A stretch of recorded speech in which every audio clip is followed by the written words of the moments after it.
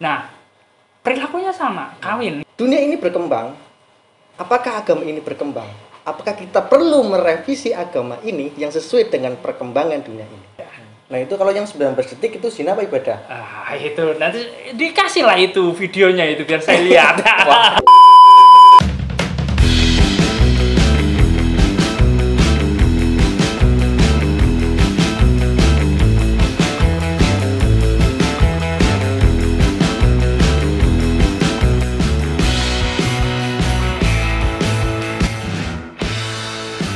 Mr. Aken. Hari ini kita kedatangan tamu agung Mr. Aken yang datang dari antah berantah. Gimana rasanya setelah sekian lama kita nggak upload video, guys? Gini Del, saya pribadi juga grogi, bingung mau ngomong apa, dan banyak hal yang membuat saya deg-degan karena tamunya agung sekali itu loh. Tapi minimal setelah sekian lama kita nggak upload video, ada yang baru nih kita. Apa tuh? Mic-nya Syahrini, bro. Nice Terus sekali. harus kayak gini nih. Oh, nah, ada yang harus nyik kayak satu gini. ya? Iya. Oke, siap. Gimana nih dengan tamu kita pada kesempatan kali ini? Kalau di awal ini saya masih deg-degan ya. Mungkin dibuka dengan sosok seorang Pak Aken ini siapa sebenarnya gitu loh. Saya penasaran lahir di mana, siapa nama Ya, nggak lengkapnya, jadi lepeh mungkin. oh atau mungkin tiba-tiba jadi tunas gitu ya. Dia Ya, membelah saya diri. penasaran. Pak Aken sendiri monggo dipersilahkan untuk memperkenalkan diri, nama lengkap, lahir di mana dan lain-lain coba. Oke. Nama asli saya itu Ahmad Mutakin gitu. Ahmad Mutakin. Iya. Jadi Aken. Nah, kok bisa? itu ada sejarahnya itu. Iya, silakan Jadi, ceritakan. Saya sempat jadi mahasiswa yang keren lah saat itu. Beberapa tahun yang lalu gitu ya. Lah, karena terlalu keren itu lalu orang lalu memanggil Aken atau kepanjangan dari anak keren, kira-kira gitu. Saya baru tahu ternyata Itu kepanjangan dari anak keren. Oke, siap. Jangan lupa yang pengen jadi keren namanya ganti dulu jadi Aken. mantap. Tapi yang ngepasi itu Ahmad, jadi ambil A-nya, Mutakin ambil Kin-nya jadi Akin Akin. gitu ya. Oke. Nah, lebih Akin, mudahnya Akin, jadi Akin, Aken. Aken. Iya. Gitu. Lahir di mana, Bapak? Saya Sri Cilacap saya. Cilacap. Oh iya, satu tanah kelahiran ya. Makanya saya bercahaya. Oh iya, betul bisa jadi, tapi bukan malaikat. Iya, demit kamu. Oke, di sini kalau lahir di Cilacap, besar di mana? Di Cilacap atau merantau? Ya, saya sejak tahun 94 itu sudah ke Jombang saya. Nah, ya, Nyantri. kurang lebih begitu, nyantri. Ya, kayak gini kan pernah jadi santri di Tebireng saya. Berarti nyantri sekolah di sana Iya, gitu. sampai SMA selesai, Sampai SMA di selesai di Jombang, Jombang, lanjut terus kuliah ke di Jogja. Jogja. S1 saya ambil di dulu masih YIN, sekarang YIN. UIN Jogja. Itu S1 sampai tahun 2001, lalu 2002 sampai 2004 saya lanjut di Sosiologi UGM. jurusannya sosiologi. Sosiologi. Oh, pantas orangnya nyentrik ya. Saya kira setelah tadi dengar santri, namanya berubah jadi Asan gitu. Anak santri. Iya, saya kira, tapi ternyata Jatuh Oh, kan? Bilang santri, Iya. jatuh topinya. Iya, karena kamu demit, nggak layak jadi santri mungkin. Oke, kalau pernah jadi santri, ambil sosiologi, profesi saat ini seorang Ahmad Mutakin atau anak keren ini sebagai apa sekarang? Aslinya saya itu petani. Saya punya sawah, lalu saya ke Purwokerto, berhubung di Purwokerto itu tidak ada sawah, saya jadi dosen. Gitu. Dari petani jadi dosen. Tapi setiap Sabtu Minggu saya tetap balik ke sawah, jadi petani lagi, menjadi peladang, kadang-kadang juga ke laut menjadi nelayan. Berarti kalau setiap Sabtu Minggu dia jadi atan. Apa tuh? Anak tani. Oh iya siap, saya roaming di sini. Kalau satu set, oke siap. Julukannya banyak ya, tapi kita ambil satu aja, Aken ya, anak keren. Siap. Sudah berkeluarga, Pak? Sudah dong, sudah. Sudah menghasilkan? Sudah. Berapa hasil? Saya punya anak 3. 3. Punya anak 3. Tapi apa namanya? 3 untuk kalau soal pendamping itu ya ya itu kan garasi, parkir boleh lah 1-2 di tempat lain gitu boleh tapi nggak harus dilakukan. Saya roaming nih dengan bahasa parkir loh. Mungkin kita simpan buat nanti ya. Oke, sekarang masuk ke apa ya? Karena ini seorang dosen, pernah jadi tani, pernah jadi santri, jadi nelayan juga. Jadi nelayan juga. Kayaknya kok hidupnya akademisi iya, sosialis iya. Arahnya saya bingung ini. Coba Mas Kalau bisa mengerucutkan nggak? ada dosen, petani, nelayan, santri, variatif iya, nggak jelas juga iya sih. Iya. Saya sepakat kan nggak jelasnya mungkin ya. Nah, coba kita flashback beberapa waktu ini, kita kembali ke New World ya kalau menurut saya, karena perjalanan banyak kejadian. Ada COVID, Pak. Oh, betul. Ada bentar lagi ada pemilihan. Oh, pilkada ya. Pilkada. Iya. Terus ada lagi video 19 detik. Nah, lagi ramai ada ya. lagi yang terbaru ini Habib siapa yang pulang? Oh iya, HRS. Nah, itu pulang. Nah, kadang-kadang saya roaming juga. Apa tuh? Mengejawantahkan dari fenomena. Sebenarnya kita mau dibawa ke arah mana sih, Pak? Atau dunia ini akhirnya merubah bentuknya menjadi seperti apa? Iya. Ya. Ini agak serius jadinya ini gitu. Jadi gini lah, itu kan manusia ya. Pelaku utamanya manusia.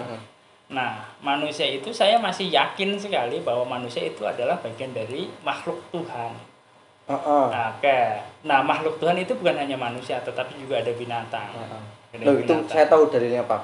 Oke. Manusia itu al-insanu hayawanu natik. Itu sih andalan. Di video-video kemarin silahkan dilihat ya. Banyak ini anak satu mengatakan seperti itu. Apalagi cuma satu. Oke. Nah, manusia sebagai binatang wataknya itu sama sebenarnya gitu. Nanti kita bilang persamaannya dulu gitu. Apa sih persamaan antara manusia dengan binatang gitu. Nah, sejak kelahirannya manusia sebagai binatang atau binatang apapun sejak kelahirannya itu langsung dihadapkan dengan ancaman kepunahan. Sejak lahir manusia diancam oleh kepunahan. Iya. Oke. Nah, karena itu kebutuhan pertama manusia sejak lahir adalah bisa mengantisipasi kepunahan itu. Kebutuhan kita sebagai manusia adalah bisa menghindar atau bisa mengantisipasi atau paling tidak itu bisa menghindar, kalau bisa menghindar dari kepunahan. Jadi kita itu butuh tetap hidup gitu ya, butuh tetap berlangsung generasi gitu, itu manusia. Dan itu bukan hanya manusia, binatang pun sama, binatang yang lain pun sama, mereka itu diancam oleh kepunahan. Maka perilaku binatang, perilaku manusia pada dasarnya adalah sama, yaitu menghindar atau mengantisipasi dari kepunahan itu. Bagaimana agar kita tidak punah? Beradaptasi, Pak. Bisa iya, bisa tidak. Gitu. Otak saya cetek Gitu. jadi. Bagaimana agar kita tidak punah? Jangan hidup. Dua aja kebutuhan, dan itu sederhana. Manusia sama binatang itu sama. Kebutuhan agar manusia atau binatang itu tidak punah itu adalah berkembang biak. Yes. Iya, saya senang kalau itu. Satu, berkembang biak. Yang kedua adalah mengkonsumsi sesuatu, ya makan minum itu. Iya. Gitu. Berarti jadi kebutuhannya hanya dua, makan minum dan berkembang biak. Yang pertama makan minum, yang kedua berkembang biak. Iya, itu harus boleh. beda biar jelas. Iya. Yang pertama minum, yang kedua berkembang biak. Saya kok jadi tiba-tiba refleks ya gerakannya seperti itu ya. Manusia kemudian kan menyebut berkembang biak itu sebagai seks. Jadi itu kebutuhan dasar.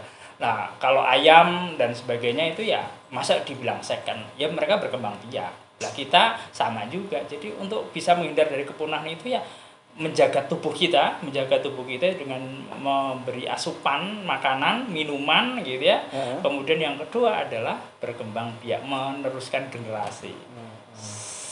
Sederhana itu kebutuhan manusia. Gitu. Agar selamat dari kepunahan.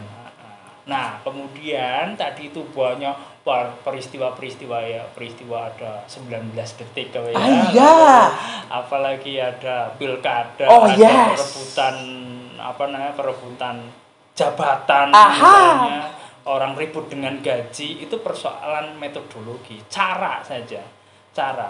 Kalau cara memenuhi dua kebutuhan tadi. Ujung-ujungnya orang misalnya mau berpilkada misalnya, kan dia lalu yang diperebutkan itu kan jabatan gitu ya. Ketika orang menduduki satu jabatan tertentu, itu maka dia mendapatkan sesuatu.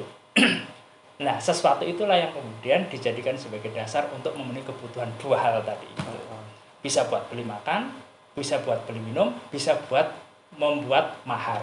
Kira-kira gitu. Nah, itu Pak, menarik Pak. Kalau hanya dengan dua alternatif kita bisa terhindar dari kepunahan, ya. Yaitu pertama dengan mengkonsumsi makanan, yang kedua dengan berkembang biak. So, pentingnya keyakinan agama itu apa Pak? Ya, itu bedanya kalau binatang tadi itu, dia kan aktivitas binatang itu ya kalau tidak kawin ya makan ya. Pernah kan kita nggak pernah menyaksikan binatang itu berorganisasi, kan nggak pernah. Iya, betul. Aneh nanti jadinya. Kegiatannya kambing kalau nggak makan ya kawin, nggak ada yang lain gitu. Kegiatannya cuma itu toh gitu ya, karena mereka tidak bisa membangun peradaban, kira-kira begitu. Nah, sementara manusia sebenarnya ya dua itu, cuma yang kemudian membedakan adalah caranya, cara makannya manusia, cara berkembangnya manusia, cara memenuhi kebutuhan makannya, cara memenuhi kebutuhan seksnya, itu yang berbeda. Nah, manusia itu tadi dalilmu itu punya natik, punya otak, dan otak itu menjadi pendorong utama perilaku manusia. Nah, karena manusia berotak, maka dia memiliki peradaban. Gitu. Ayam punya otak tapi tidak berfungsi, maka dia tidak memiliki peradaban. Gitu. Atau jadi, fungsi otak ayam hanya untuk makan dan berkembang biak? Ya, malah nyaris nggak berfungsi. Gitu. Otak itu hanya berfungsi secara biologis saja ya. Untuk kalau fungsi biologisnya otak kan kurang lebih apa ya? Untuk mengalirkan darah ke seluruh tubuh. Kira-kira kayak gitu aja. Iya. Fungsi-fungsi biologisnya aja. Otaknya, tetapi fungsi non biologisnya itu, kalau manusia otak itu kan bisa menjadi bagian yang menjadi unsur yang penting dalam menggerakkan saraf. Nah, saraf itu yang kemudian berperilaku. Jadi tangan kita bergerak, mata kita bergerak, itu diperintahkan oleh otak. Nah, itu yang menggerakkan saraf. Kalau ayam, pergerakan ayam itu nggak digerakkan oleh otak, itu digerakkan oleh insting. Gitu. Nah, karena manusia itu punya peradaban itu, maka dalam rangka memenuhi dua kebutuhan tadi itu, manusia itu mengkreasikan otaknya gitu sebagai alat utama untuk mendukung pergerakannya. Gitu. Nah, karena kira-kira mudahnya begini. Kalau kalau saya minum kopi ini, saya tanpa bilang ke yang punya, tinggal saya minum aja. Pokoknya nggak tahu ini punya siapa di meja, kemudian saya datang, saya minum aja, saya langsung minum. Apa bedanya saya dengan ayam? Gitu. Karena ayam itu nggak pernah dia datang, tiba-tiba ada makanan, ada beras di situ. Dia nggak nanya ini berasnya punyanya siapa, terus ini beras itu ada pemiliknya atau tidak, pokoknya datang dia langsung makan aja. Gitu. Lah kalau saya begitu, maka saya nggak berbeda dengan ayam. Langsung minum, langsung minum. Saya nggak tahu ini milik siapa. Gitu. Nah, manusia itu karena punya peradaban itu sebenarnya sama kebutuhannya, kan sebenarnya sama-sama butuh minum itu.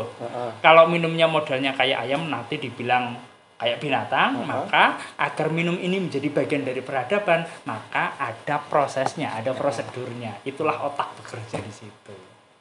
Nah, untuk melegitimasi, jadi sama-sama minum. Saya kalau minum kayak gini, nuwun sewu Mas, niki ngene sinten? Oh, ngene monggo diunjuk mawon. Nah, berarti saya minum, berarti minum saya ini adalah bagian dari kesopanan. Kira-kira begitu. Oke, saya contohkan lagi. ayam ketemu jago, babon ketemu jago, yang terjadi kawin. Gitu ya, kawin. Andai kata manusia terjadi begitu itu, laki-laki ketemu perempuan kawin, maka ini bisa dibahasakan atau dinamai sebagai, kalau dalam bahasa agama menjadi zina kan, kira-kira begitu. Zina. Zina. Nah, zina yang tanpa zina menjadi buruk. Nah, perilakunya sama, kawin gitu ya, laki-laki perempuan. Kalau tanpa ada kesepakatan, kalau tanpa ada ikatan apa-apa, itu menjadi zina. Tapi kalau kemudian diikat, misalnya dengan perkawinan, menjadi pernikahan, maka bentuk yang tadinya zina ini menjadi peribadatan. Bentuknya sama, kawin, tapi kalau yang pertama itu dibilang zina, tapi yang kemudian yang kedua dibilang sebagai ibadah. Nah itu kalau yang 19 detik itu zina apa ibadah? Itu nanti dikasihlah itu videonya itu biar saya lihat. Waduh, sukanya begitu. Cari aman biasa. Kalau para narasumber kita di sini sukanya cari aman gitu. Itu. Nah, tadi agama itu ya itu banyak bisa kita bahas agama dalam berbagai macam perspektif itu bisa tetapi intinya kalau menggunakan dasar tadi cara berpikir bahwa manusia itu kebutuhannya adalah dua hal tadi itu, maka agama dalam hal ini sebenarnya menjadi instrumen atau menjadi alat saja. Gitu. Kayak tadi lah kira-kira kalau saya kawin langsung dengan perempuan maka saya dibilang zina, tapi kalau saya legitimasi menjadi qabil tu nikah dan seterusnya maka itu menjadi peribadatan. Nah, jadi qabil tu nikah dan sebagainya itu adalah instrumen untuk melegitimasi perilaku saya menjadi perilaku yang beradab. Gitu. Oke. Ada berkembang biak. Iya. Oh iya, saya kok nggak gerak ya. Nanti lagi coba ya. Ada berkembang biak. Ada legitimasi menikah untuk manusia. Menikah itu adalah melegitimasi perilaku manusia. Biar tidak zina. Biar dibilang zina. Kalau zina itu dianggap tidak beradab, tapi kalau pernikahan itu dianggap sebagai peradaban. Oke, saya ambil menikahnya nih. Ada berkembang biak, ada menikah, sehingga terjadi sebuah peradaban. Peradaban yang sering muncul di era sekarang, era milenial. Iya. Orang-orang kok kebanyakan cenderung mengatasnamakan atau mencerminkan dirinya pencitraan seolah-olah Islamik sekali gitu loh, Pak. Ya. Ada yang tadinya sekedar berkerudung hanya karena biar tidak kepanasan. Ada yang coba-coba akhirnya menjadi sebuah fashion era baru. Lah, menurut pandangan Pak Aken sendiri ini bagaimana peradaban yang seperti itu? Ya, peradaban itu selalu berkembang gitu, dari yang paling sederhana, primitif menjadi yang semakin modern kayak gitu. Nah, sekarang dalam beberapa tahun ini kan agama itu kan menjadi tren atau kecenderungan gitu, menjadi seksi lah kira-kira gitu bahasanya. Ada bahasa seksi di sini. Iya, kalau orang beragama itu saat ini itu menjadi kelihatan keren gitu ya, tapi bukan anak keren ya, jadi keren gitu ya, jadi keren. Jadi kebutuhan masyarakat modern adalah salah satunya adalah beragama. Nah, nanti ada sesi lagi lah kalau kita memperbincangkan agama dari perspektif sosiologi itu jauh lebih seksi gitu ya, jadi seksi. Tapi kira-kira ini apa nih, ada fenomena apa nih yang bisa kita tangkap dari kecenderungan rata-rata orang sekarang pengen beragama gitu ya, apakah mereka beragama itu dalam kerangka untuk membangun diri agar lebih beradab, lebih religius gitu ya, atau ada kecenderungan yang lain, mengapa kemudian mereka itu dalam beragama itu menjadi kelihatan massal gitu ya. Sekarang kan pengajian itu kan banyak sekali dan betul, dan pengajian itu bukan lagi sekedar bagaimana mereka memperoleh pengetahuan tentang agama, tetapi itu menjadi bagian dari sosialita misalnya gitu. Kan baru kali ini kan kita ngelihat pengajian itu seragamnya bagus-bagus dan bersifat massal gitu ya, dan pengajian itu menjadi ruang kontes gitu ya, ruang kontes bagi para apa namanya itu masyarakat atau orang-orang yang terlibat di pengajian itu. Mungkin saja sekali lagi mungkin saja mereka nggak terlalu paham gitu, nggak terlalu paham substansi apa yang diperbincangkan dalam pengajian itu, tetapi ketika mereka bertemu dalam satu ruang bersama, satu majelis, itu menjadi ruang kontestasi, ruang untuk apa namanya, untuk menunjukkan eksistensinya gitu ya. Nah, agama itu menyediakan ruang itu, bro, menyediakan ruang bagi masyarakat untuk berkontes gitu ya. Nah, ketika apa ini menjadi ruang kontes, saat yang bersamaan ini ditangkap secara ekonomis oleh para pelaku pasar. Agama itu menjadi begitu seksi secara pasar. Agama menjadi begitu prospektif bagi pengembangan produk lah, kira-kira begitu. Sehingga apa namanya, forum-forum keagamaan yang bersifat massal itu adalah pasar tersendiri yang itu bisa dimanfaatkan secara ekonomis oleh para pelaku usaha. Ya, para cuanism itulah ya. Gitu ya. Iya, bahasanya cuanism itu. Iya. Apa itu, malah saya nggak tahu. Ya nanti Anda belajar juga lah. Sama kayak 19 detik itulah. Gitu. Nah ya, jadi apa namanya? Tapi kemudian kemasannya menjadi berbeda ketika misalnya ibu-ibu atau bapak-bapak atau anak-anak itu pakai baju bagus, baju rapi, pakai peci, datang, oh mereka religius ya. Kesan yang kemudian timbul ada religius.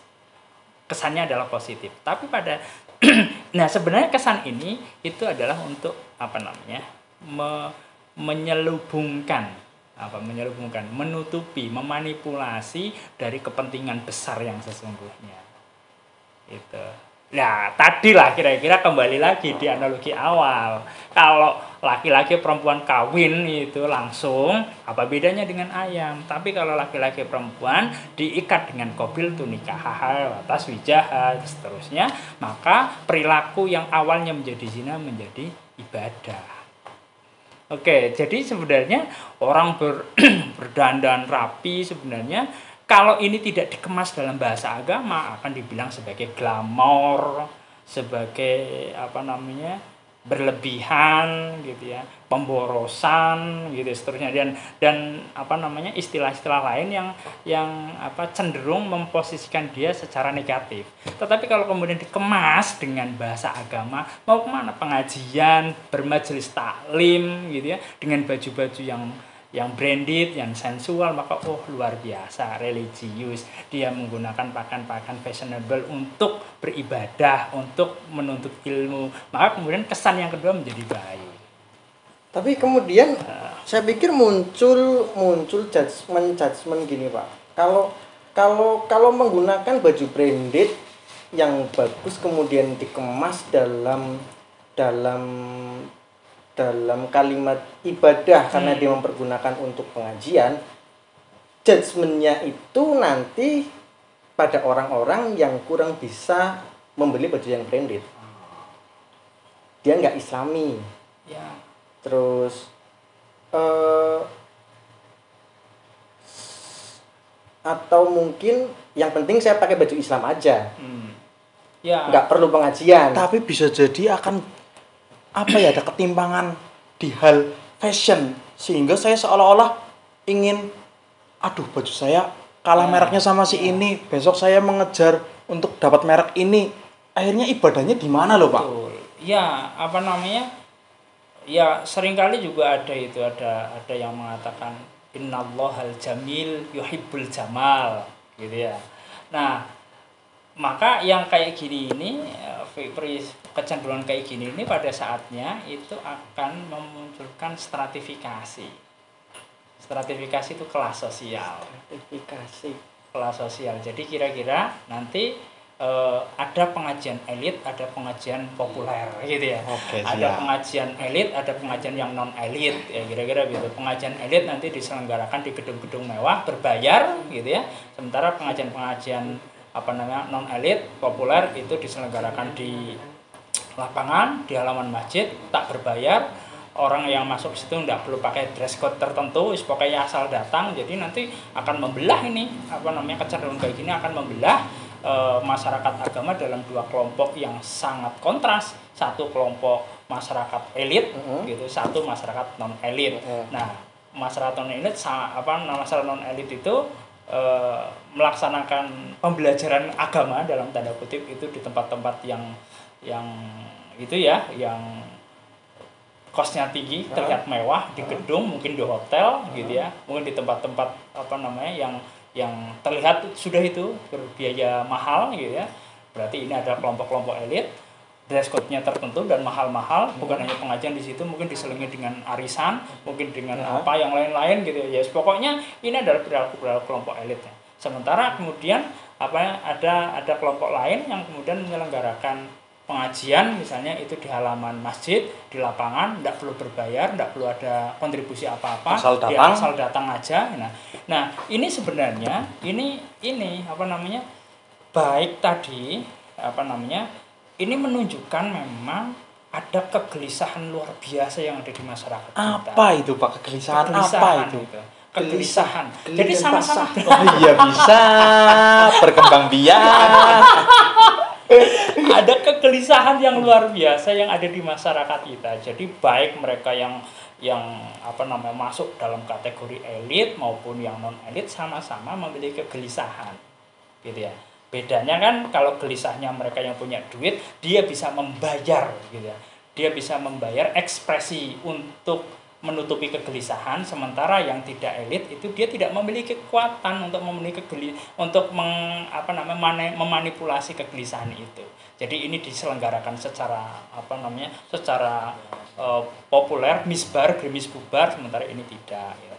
Tetapi sebenarnya itu menunjukkan kegelisahan yang relatif sama. Kegelisahannya tadi itu, kegelisahan mereka memiliki kegelisahan terhadap ancaman, gitu ya. Dan mereka berkeinginan untuk mengatasi ancaman itu melalui konsumsi dan melalui berkembang biak itu. Nah, kemudian caranya berbeda, gitu. Caranya berbeda. Dan ini akan terus berkembang, tidak monoton.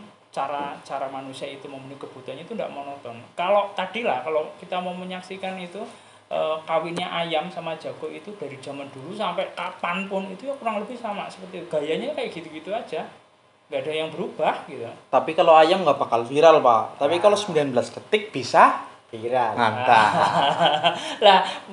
Lah manusia itu ya gaya kawinnya ya macam-macam, nggak karu-karuan, mulai dari gayanya, mulai dari tempatnya, mulai dari busananya, macam-macam gitu. Itu proses peradaban juga Pak? Iya itu adalah bagian dari peradaban. Bentuk gaya? Iya, apalagi kalau teman-teman itu bisa baca baca bukunya Michael Foucault itu ya. Michael Foucault. Wah, itu Michael Foucault. Wah, itu ada ada pembahasan tentang sejarah seks. Sejarah seks. Siap, lanjut. Itu kalau belajar itu ada prakteknya nggak Pak? Wah, ada. Gambar-gambarnya tak siapkan. Tarik sih. Semongko. itu juga berubah, berbeda-beda. Kalau dulu di zaman Romawi itu awal-awal itu seks itu dimaknai erotika. Jadi seks itu adalah perilaku erotis yang itu bisa dilakukan oleh siapapun secara liar gitu. Itu bisa itu zaman awal-awal. Nah, kemudian berkembang ke sini ini di pertengahan itu ketika agama melalui gereja itu dominan terhadap kehidupan manusia, seksnya tetap tapi maknanya lebih bersifat moral. Bersifat moral. Seksnya tetap gitu, tetapi bermakna moral. Bahwa seks itu adalah perilaku yang sakral, yang itu harus dilakukan atas dasar restu Tuhan, kira-kira begitu. Restu Tuhan itu ya tadi kalau dalam agamamu ya ada akad gitu, atau di agama lain saya kira mengatur tentang itu. Bermakna moral gitu. Kemudian ke sini itu berkembang lagi menjadi bermakna medis. Iya. Bermakna medis. Jadi laki-laki perempuan itu bisa melakukan hubungan sepanjang itu sehat secara medis. Itu. Jadi yang dikaji itu bahwa karena seks itu mempertemukan laki-laki perempuan itu, maka dan ini ada potensi penyakit dan sebagainya, maka yang terpenting dari perilaku seks itu adalah yang penting sehat secara medis gitu. Jadi bukan lagi soal moral lagi, pertimbangannya bukan soal moral lagi gitu. Nah itu ya. Nah saat ini beda lagi, seks itu adalah komoditas. Sepanjang gitu, sepanjang perilaku seks itu bisa menjadi komoditas, bisa ditransaksikan, maka is okay, kira-kira gitu. Pertimbangan moral udah nggak, ya relatif tidak ada. Pertimbangan medis juga, sekarang perkembangan medis sudah luar biasa, bisa diantisipasi, maka saat ini seks itu lebih bermakna komoditas, bisa menjadi sesuatu yang bisa ditransaksikan. Sepanjang transaksi yang berlangsung itu sama-sama menguntungkan, maka deal selesai. Kira-kira begitu. Nah itu seks saja udah berkembang maknanya. Nah apalagi soal peradaban tadi itu kan ngomong seks itu kan peradaban ya. Itu saat ini sudah kayak gitu itu. Nah itu termasuk dalam hal beragama itu juga sama. Itu dalam beragama itu semakin hari juga semakin berubah, pemaknanya itu berubah. Saat ini yang paling menarik menurut saya, agama itu menjadi bagian dari kekuatan untuk melakukan mobilisasi. Jadi mobilisasi makna tadi, makna religiositas, kenapa orang menggunakan makna religiositas itu kurang tercerminkan dari kecenderungan perilaku keagamaan masyarakat kita saat ini. Nah ini kan PR besar tuh. Padahal yang mestinya itu agama itu menjadi basis, menjadi dasar, fundamen bagi membangun peradaban yang humanis gitu, yang berkeadilan gitu. Tapi saat ini telah bergeser tuh, agama itu menjadi instrumen untuk melakukan mobilisasi dalam kerangka komoditas tadi. Kalau saya bertanya, peradaban yang saat ini mereka mayoritas kurang mengejar akhirat atau bagaimana, Pak? Ya bahkan makna akhirat saya kira lupa mereka. Bisa lupa atau bisa malah mungkin tidak ada dalam imajinasi. Membayangkan akhirat kayak apa jangan-jangan juga nggak ngerti. Atau mereka merasa bahwa saat ini adalah surga bukan dunia. Ya itu soal makna. Soal makna. Soal makna, kalau misalnya ditanya gitu, apakah surga saat ini udah dibuat ya? Ya kita tidak tahu karena kalau dalam Islam itu surga, neraka itu adalah sesuatu yang gaib. Sesuatu yang gaib ya nggak bisa kita bisa menjelaskan secara empiris, ya nggak bisa. Wong itu gaib gitu. Lalu kan ada itu informasi tentang surga dan neraka dalam Al-Qur'an misalnya. Ya informasi sama fakta kan dua hal yang berbeda gitu. Misalnya itu saya yang datang ke saya adalah misalnya Faisal adalah bla bla bla bla bla. Saya mendapatkan informasi itu. Yang saya dapatkan adalah informasi tentang Faisal, bukan Faisal. Jadi informasi dengan fakta adalah dua hal yang berbeda. Surga dan neraka yang kita peroleh saat ini adalah informasi, bukan surga dan nerakanya. Bahwa surga dan neraka itu adalah sesuatu yang gaib dan itu tidak bisa dilihat secara empiris. Tetapi informasinya itu bisa kita peroleh. Pertanyaannya adalah apakah informasi yang kita peroleh itu memang menggambarkan secara persis, menggambarkan secara persis fakta yang ada. Wah itu juga persoalan lagi, karena faktanya kan nggak tahu ya, wong itu gaib. Nah sekarang informasi itu ditujukan kepada siapa? Ditujukan kepada manusia. Maka informasi itu disusun sesuai dengan kemampuan manusia memahami informasi itu. Disusun sesuai dengan kapasitas otaknya manusia. Nah, terkait dengan perkembangan peradaban, perkembangan tadi dari seks yang itu awalnya erotik, kemudian berkembang menjadi moral, kemudian menjadi komoditas, medis dulu, kemudian menjadi komoditas. kan selalu berkembang, selalu menemukan pola baru. Nah, kemudian yang terjadi pada agama adalah yang sekarang terjadi tadi katanya beralih fungsi. Atau mungkin saya salah ya. Beralih fungsi apa tadi? Menjadi instrumen mobilisasi. Nah, pertanyaannya adalah dunia ini berkembang, apakah agama ini berkembang? Apakah kita perlu merevisi agama ini yang sesuai dengan perkembangan dunia ini? Jangan dijawab dulu, kita lanjut di part kedua.